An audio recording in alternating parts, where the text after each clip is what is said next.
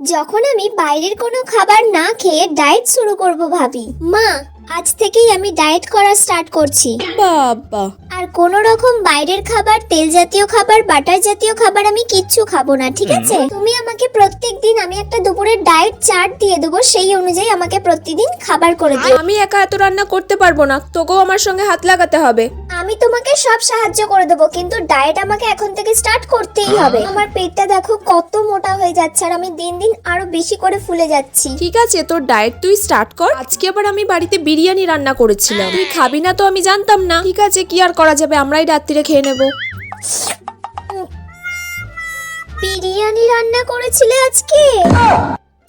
হ্যাঁ, তোর তো ওটা আবার ফেভারিট খাবার।